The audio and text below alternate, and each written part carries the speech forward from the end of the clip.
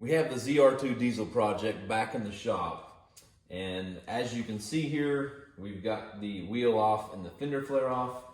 As you remember from our last video where we changed the position of the shock mounts with that 589 bracket, we left the fender flare and the inner wheel liner out.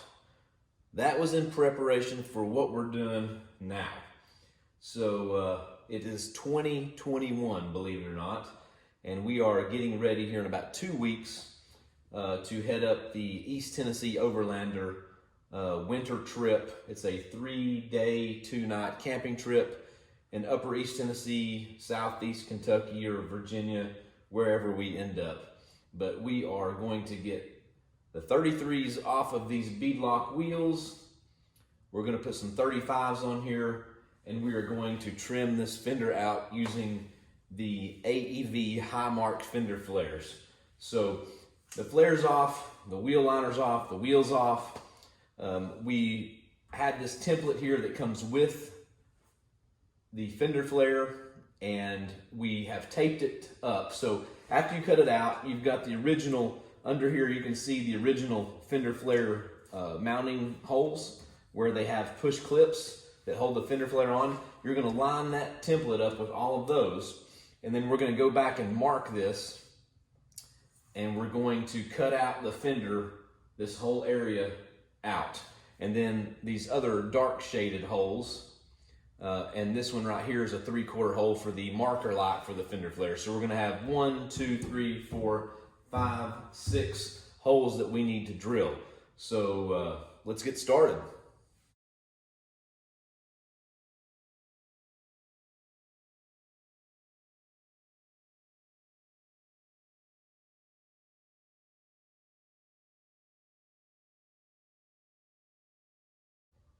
Okay, so one thing to note is you definitely want to drill these holes here, especially these 5. You're going to do a final measurement or final drill size of 13/32. And the reason you want to do these before you cut is because where this inner and outer sheet metal has about a 1/4 inch gap, if you were to cut on this line first, then that sheet metal is going to be thin and move a lot, so it might rip or fold up. So you definitely want to get all of those done first, and then this one right here is in the back is going to be drilled out for 3/4 inch for the marker light wiring to pass through the panels.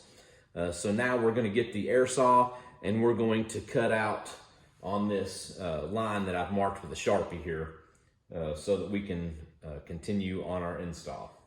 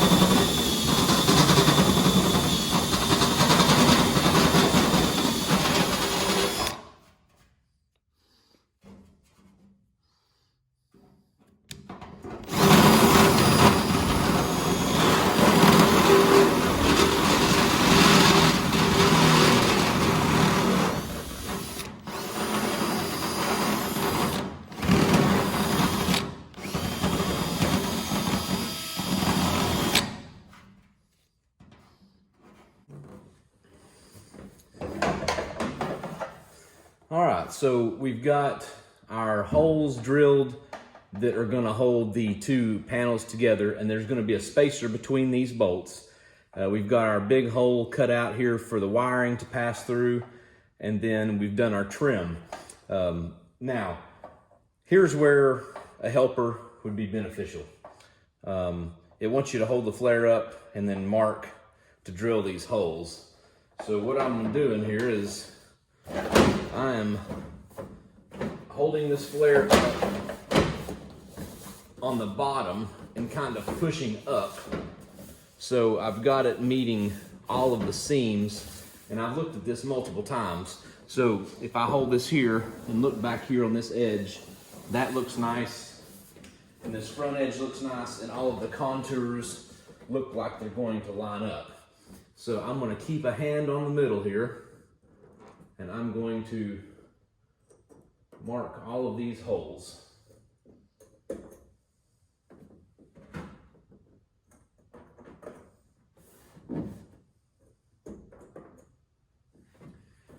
And then just double check my work here as I move around, not letting the flare move.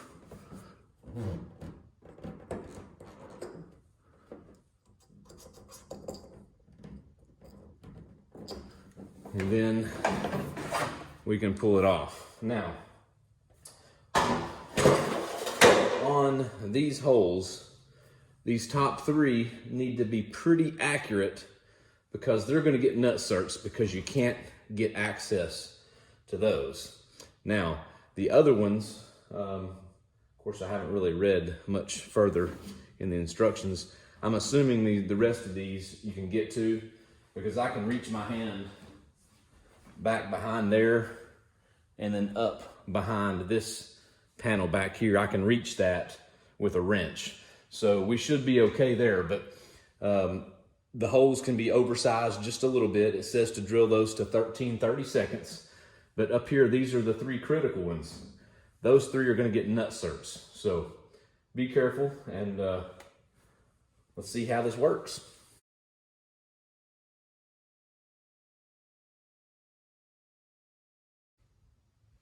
Okay, now that all of our holes are drilled, we need to make sure we go back and apply touch-up to all of these holes.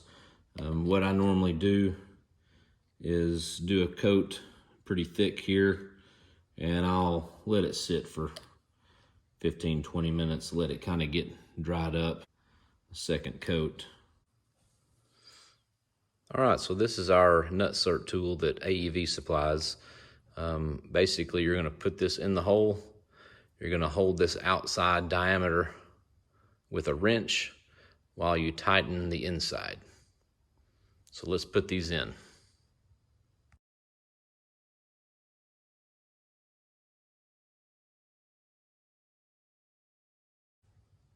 All right, so we have those three nut certs in. As you can see, there's 1, 2, 3. On the back side of the panel, which we can't see, what that does is it pulls in and mushrooms up like that on the back side of that panel to hold that in like a rivet. All right, so we've started putting some bolts in here. What you need for this step is going to be one of the M6 bolts, the little plastic washer that I just dropped, and then this nut. And what you do is put that spacer in between these panels, and they have as an option, if you want, you can do a seam sealer or some sort of bonding material between these two panels if you want to. But for drainage purposes, I'm going to leave that open. That way mud and water can drain out of that if it gets back behind it. So we're going to put this portion of the bolts on. And yeah, so like right here, that's going to go through there with the spacer in between. So we're going to do that, and then we're going to go back and paint the cut edges here with touch-up paint. That way we can get everything sealed up from corrosion there.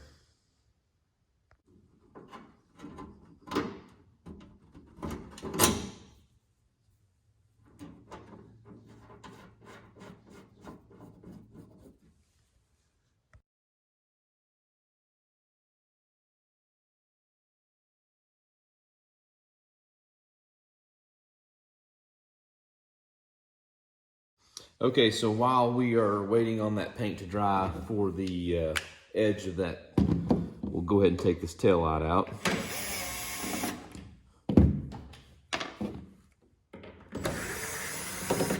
That is a T15, so there's 2 of those. And the tail light should just kind of have a clip in the front edge. Here we go. Okay, so their instructions here tell us on the rear, here we are, rear passenger side, the AEV white wire needs to be spliced into the GM brown and gray, and the AEV black wire should go to the GM black.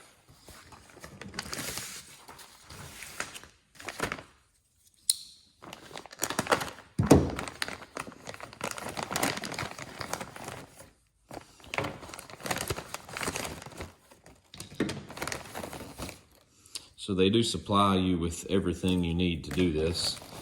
So we've got this marker light assembly with a pretty good long pigtail here.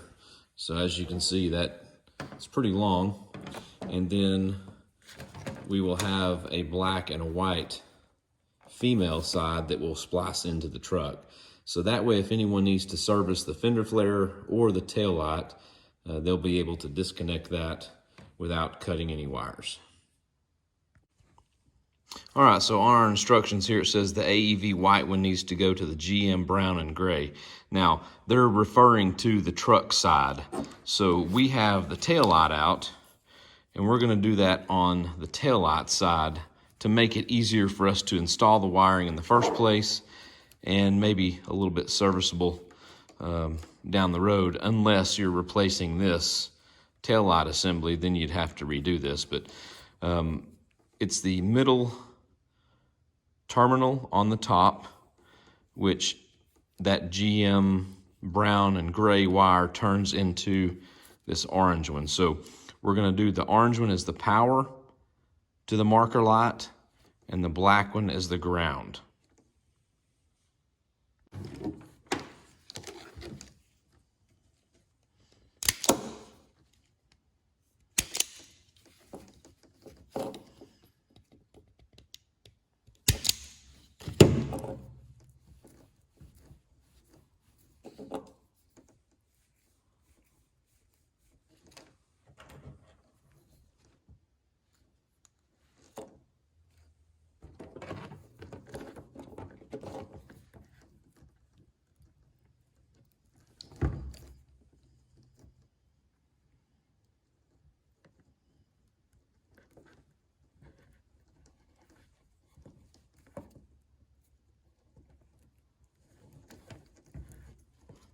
All right, so we've twisted those together. And what I'm gonna do, they've given us these solder seal connections. So you slide that over there until you get the solder in the middle, and you'll heat this up with a heat gun, and that solder will melt, and then this will shrink. Okay, so we've heated up the heat shrink to where it has shrunk down on the wiring, but you must focus on that center piece right here. So right in here, you can see that the solder has melted into that piece. It's kind of hard for me to focus there. There we go. So a lot of guys will heat shrink this, and once it's shrunk down to the wiring, they just stop. But it's important that you focus right here in the middle to make sure that little solder ring melts into the wiring.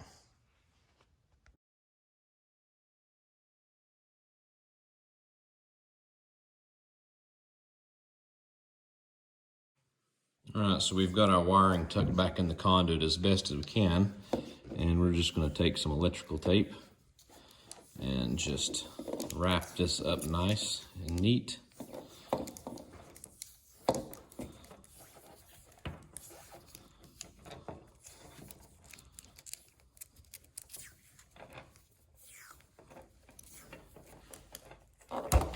So back to the reason I did this at the tail light is only because inconvenience of the connection underneath the truck.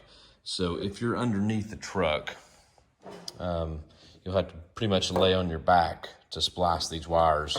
Whereas this way you can just pop the tail light out of the truck, put it back here on the tailgate, use a nice work surface, and do it that way. So now let's test this circuit just to make sure everything works correctly. All right, so we've got our little marker light just tucked up here on the bumper, and it's connected on the back side of the tail light. So I'm gonna pull around here and see if we can turn on that circuit to check the operation. And it's not working. So let's see where we went wrong.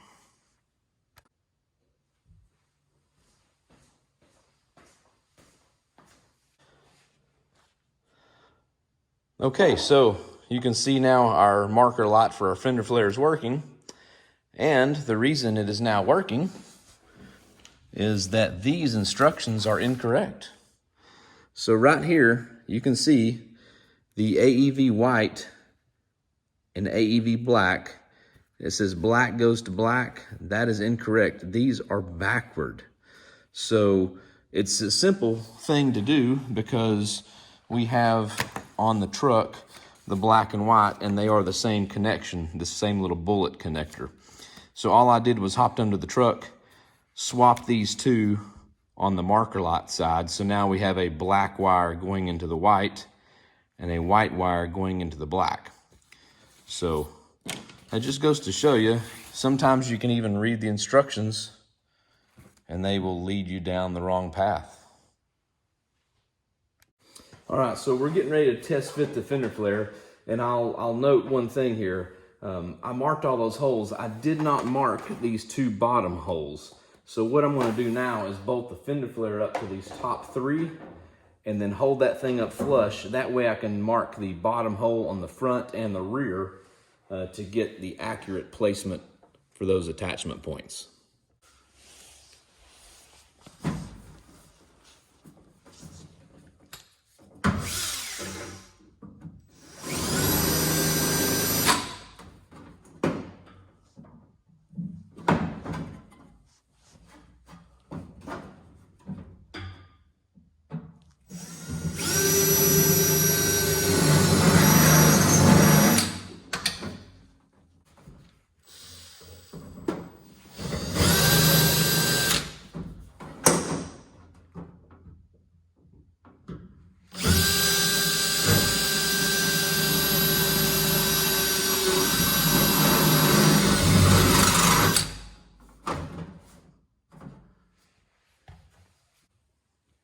All right, we're just about ready to put the fender flare on for the final time, and we need to put this edge trim on. So this red part peels off and that sticky side goes on the fender edge to where this is the part that you see on the outside. So we'll do that now. Trim on, goes around the perimeter, and then there's what it looks like on the back side, and it goes all the way down to the bottom edge there. So we are ready to install this flare for the last time. So we're ready to put the fender on for the last time, and since these three are nut certs and you can't get to the back side, I figured we'd put a little NICs on there so you can see what we've done here on those 3 bolts. And that's going to help us to remove these if we ever need to take the flare off for some reason. So the first thing you want to make sure you do is feed this wire harness in to our hole there in the back. And you can see here too, you're probably wondering what all this is. This is overspray. I went ahead and put a tape line and then hung some trash bags over here and went ahead and spray painted that edge just because I ran out of touch-up paint. But we'll get this fender flare put up here and we'll get 3 of these bolts started.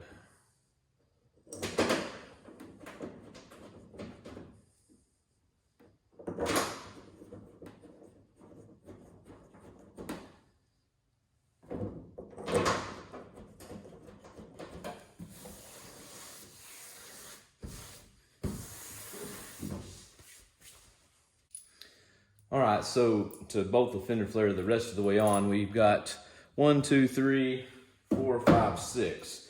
So we need 6 more bolts. So we're using that little Torx bolt with a flat washer on the back side and that nut that's a 10 millimeter. So this is gonna be a T30 Torx, and then the back side is a 10 millimeter nut.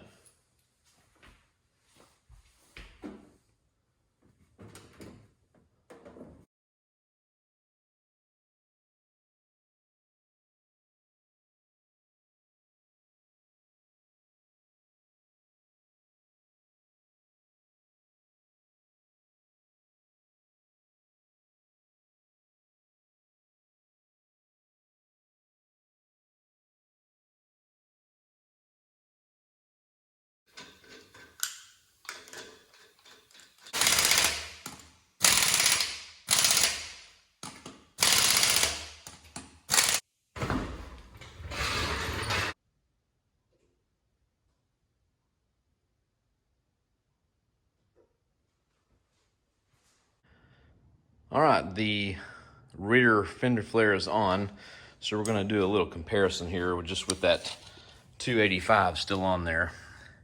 And on this front edge, we have, looks like 5 3/4 of an inch. I'm sorry, no, that is 4 3/4 of an inch, roughly, on the front side.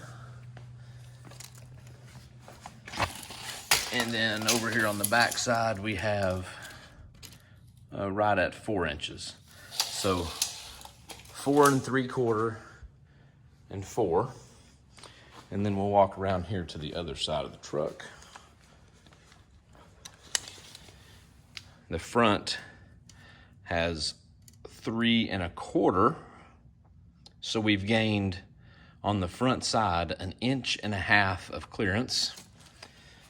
And on the rear side, this one has 2 3/4 of an inch. So we've gained 1 1/4 inches on the rear. So once again, up here in this spot, we've gained 1.5 inches of clearance, and back here 1 1/4 inches of clearance. So definitely gonna open up the room for those 35-inch tires.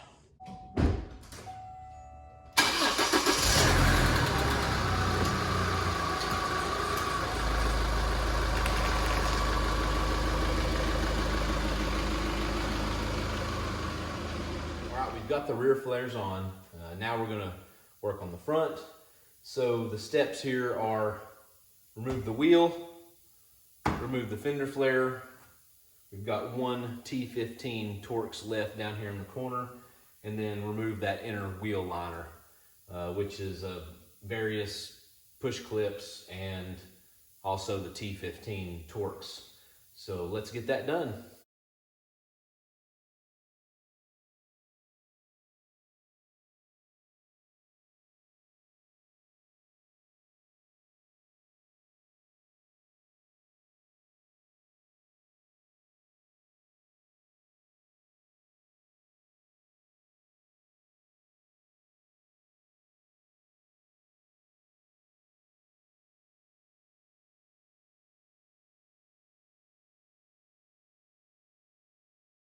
All right, so we have our fender flare off, our inner fender, and then also the front splash shield that goes underneath the factory front bumper. We had to loosen the skid plate bolts a little bit, remove some of those to get that piece out. Because in this install, we're gonna end up trimming some pinch weld out of here, as well as a good portion out of the back side back here. All right, we have, I forgot to record this, but we did the same thing with the front that we did with the rear. We taped that template to the body that we cut out from the AEV parts box. And you can see the line here is where we've marked the fender. That part is going to be removed. The only hole we drilled so far is this one right here, which is gonna be the marker light wiring pass-through. So we're gonna go ahead and get this thing trimmed up.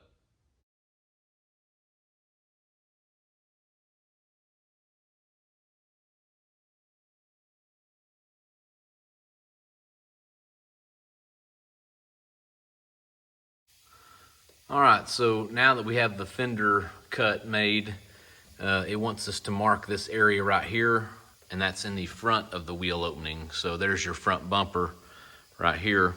This is behind that. They want this piece right here trimmed off.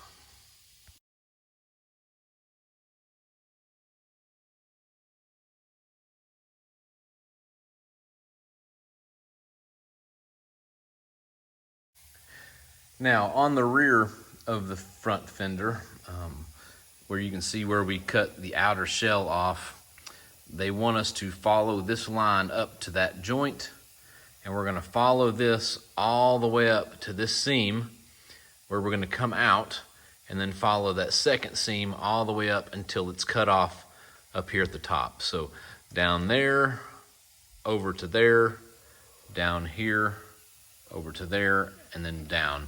So this whole section right here is going to come out.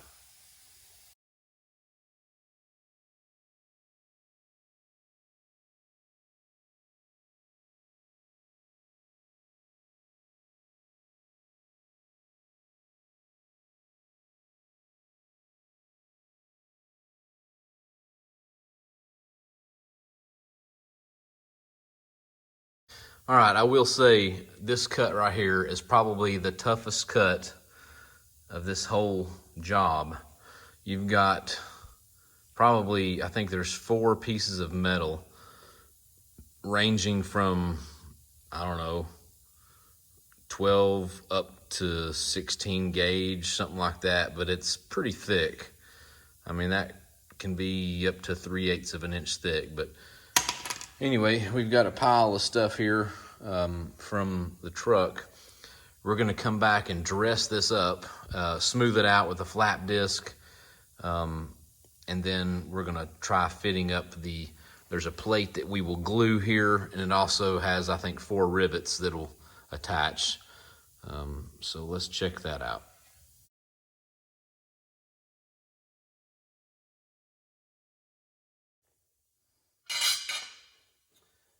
All right, we've got this cleaned up pretty good here. We're gonna go back and paint these edges. And then what we'll do, this seam sealer stuff here, we're gonna apply that to this whole area, squish it down in the middle of that stuff, and then this piece is going to rivet in place. So what we wanna do is make sure that the piece underneath here is smooth enough to where this is fitting correctly. So you can't really see on the camera, but right here, this plate is touching the sheet metal. And then now on the inside, we want to grind that a little bit more to where that plate touches the sheet metal in there. And man, they've got this thing dialed in perfect. It's probably it's just a stamped piece, but man, it's thick. And once we get the amount of sealer in here and get that on there, it'll squish in there and seal that up good, and then give us a nice strong mounting point.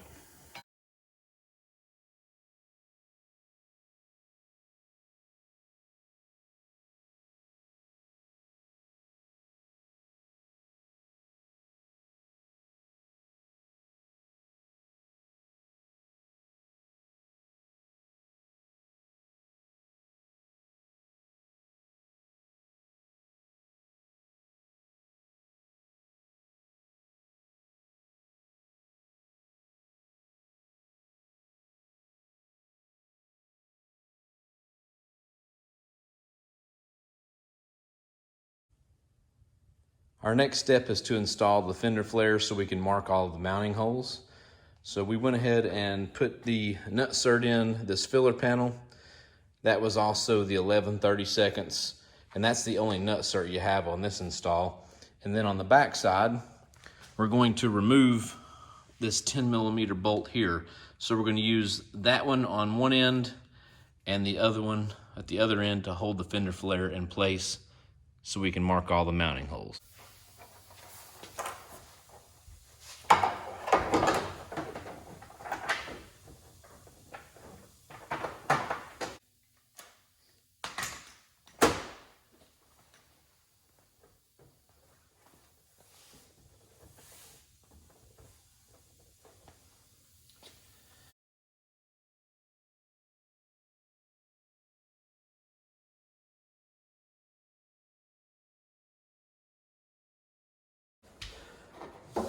so what we've done now, we've got this edge painted here. I ran out of touch-up paint that I used on all those holes.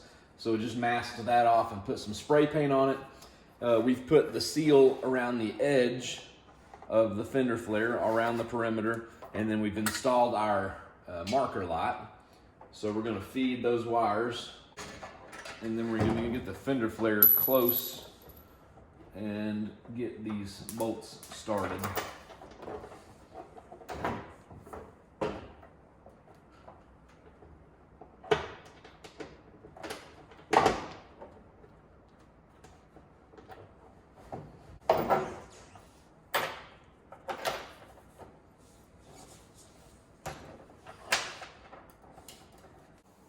Okay, we now have our front marker light wired up, and the front flare is completely bolted on. Looking good. We're going to move on now to the inner fender liner and splash guards. Okay, we previously removed this splash shield from the fender well, and there were 4 T15 screws here that we removed, and that bolted up this piece to the back side of that. And the instructions say to discard that. All right, we have the inner fender liner. Now this is the original one. We had already made the cut here along this edge that goes up in the front for use with that Bison front bumper, which we added on this non-Bison ZR2. So also in the back, this is the back section here that goes along in front of the door. This has been cut for clearance with those 33s, and it doesn't quite fit good in this area now with our modification with the flares. So what we've done, you can see right here, our fender liner comes in and it kind of doesn't cover this area real well. So what we've done is we've purchased a new set of inner fender liners from the dealership. These were about $80 each. But this is the old one, and here's our new one. So what I did was I just stacked it on here, and these just fit like a glove together.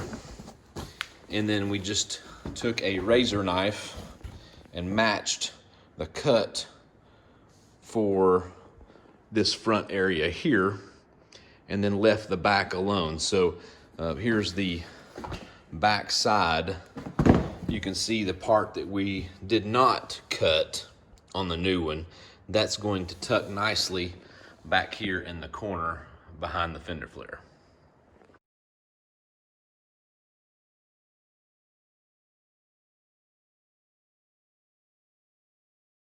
All right, so we've got the new inner liner in. You can see here we've got the screw back in the back. The one up here, that one requires a push clip that I've lost, so I'll get one of those. And then we've got this retainer here in the top corner, as well as this one back here. Now, I've went ahead and made a cut on this liner piece here. So, as you can see, we've added some nut clips to this front piece, and we've trimmed off an area right here. So we've got a new closeout panel that comes with this bumper package for this application, and that's this piece right here. And it will bolt on with 4 bolts, as well as on here we've got these 2 little cross marks we need to drill out, and those will be for these 2 right here in the far left.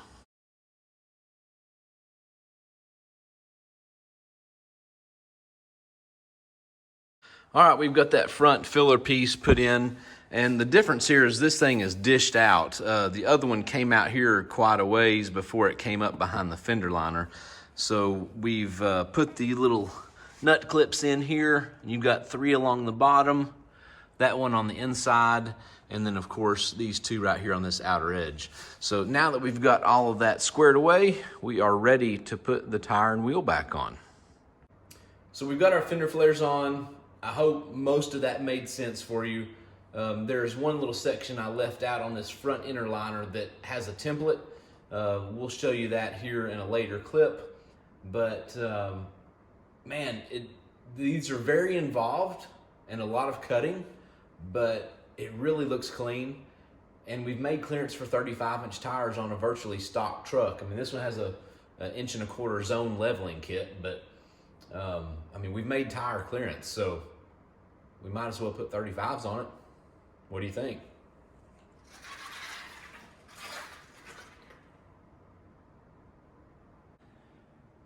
So we have chosen the Yokohama Geolandar G003 mud terrain.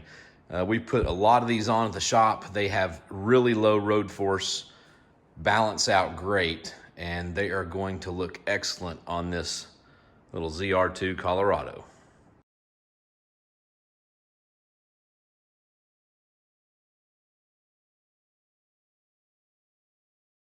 All right, so we pulled it outside and we have it on its own weight now.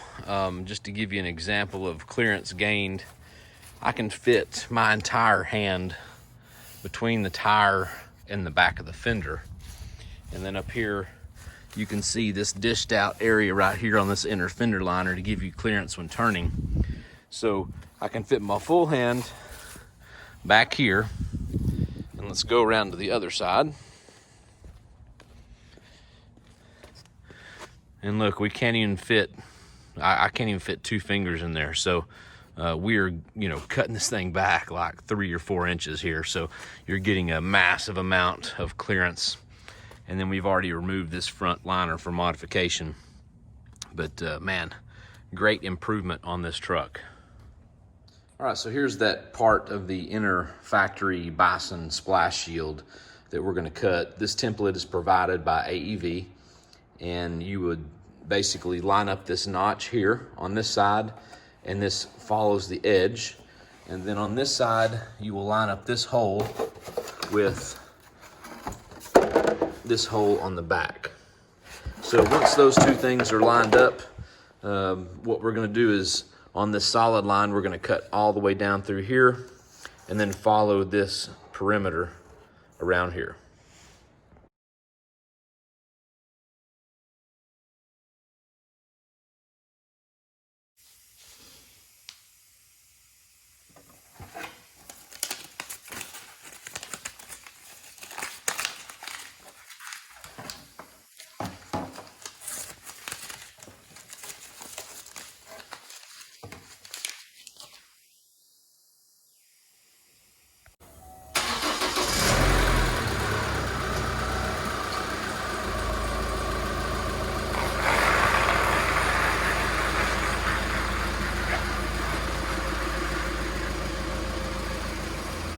All right, so we are finished up here on the flare install. Here's the completed front. Note that in that last little section of video, I didn't have these. I believe these maybe are for mud flaps, so I just put those dummy bolts in. And then these are some M6 1.0s that go into that bracket that's on the inside there that we glued and riveted in. The liner's wrinkled a little bit here at the bottom, but we'll see how a little bit of weather does there. We might end up trimming off this little lower section just to make that fit a little more flush. But note that these 2 holes will remain here. Those were cut out of the original pinch weld, as well as this top one here, so they are no longer used. All right, the flares are done and on, and we are now getting ready to prep for our East Tennessee Overlanders 5th winter trip. 3 days, 2 nights on the trail. Stay tuned, subscribe to the channel.